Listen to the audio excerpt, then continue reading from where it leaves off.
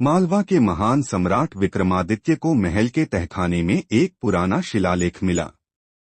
उस पर लिखा था, जो ताम्रगुफा में प्रवेश करेगा वह कभी लौटेगा नहीं। शिलालेख के नीचे एक मानचित्र बना था जो राज्य के उत्तर में स्थित एक घने जंगल की ओर इशारा कर रहा था।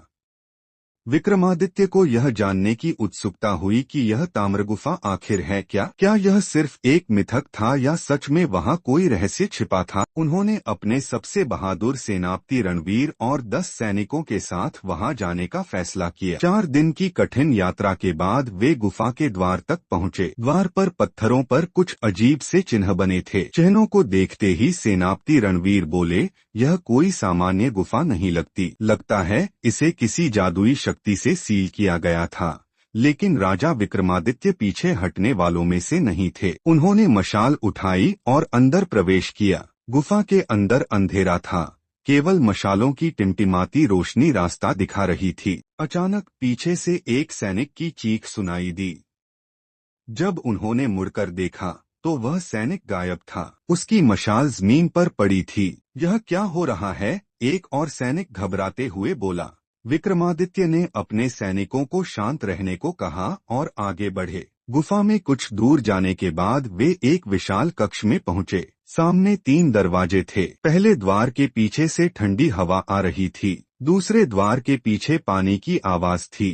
तीसरा द्वार पूरी तरह शांत था। दरवाजों के ऊपर एक और शिलालेख लिखा था, श्राप से बचना चाहते हो तो सही द्वार चुनो। राजा विक्रमादित्य ने दीवारों पर बने चित्रों को ध्यान से देखा। उनमें कुछ लोग पहले द्वार में जाते हुए दिख रहे थे, लेकिन दूसरी ओर नहीं निकल रहे थे। कुछ लोग तीसरे द्वार के सामने खड़े थे और भय से कांप रहे थे। राजा समझ गए, तीसरा द्वार सबसे खतरनाक था। हमें पानी वाले द्वार से जाना चाहिए, उन्होंने कहा। सेनापति रणवीर को शक था, लेकिन राजा का निर्णय अंतिम था। सभी ने दूसरा द्वार खोला और आगे बढ़ गए। दूसरे द्वार के अंदर एक संकरी सुरंग थी, जिसके दोनों ओर अंधकार था। जैसे ही वे सुरंग में घुसे, दरवाजा अपने आप बंद हो गया। सैनिक डर गए, लेकिन राजा ने सभी को आगे बढ़ने का आदेश दिया।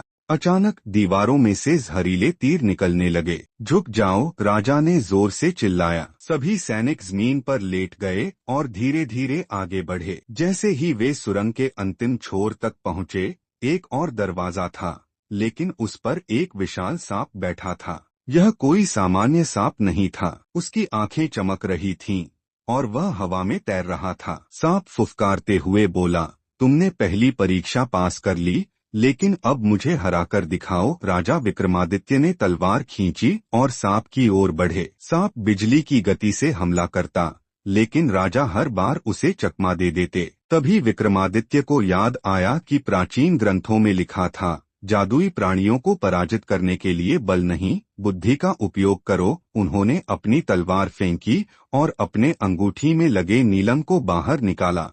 नीलम की रोशनी पड़ते ही सांप जोर से चिल्लाया और धुएं में बदल गया। दरवाजा खुल गया। वे एक विशाल कक्ष में पहुंचे, जहां चारों ओर सोने और रत्नों का ढेर लगा था।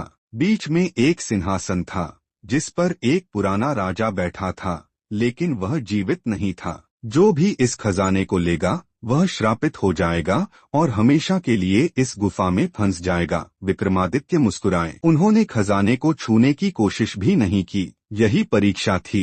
लालच में मत पड़ो, वरना तुम भी यहाँ कैद हो जाओगे। उन्होंने अपने सैनिकों को आदेश दिया कि कोई कुछ न छुए। वे गुफा से बाहर निकलने लगे।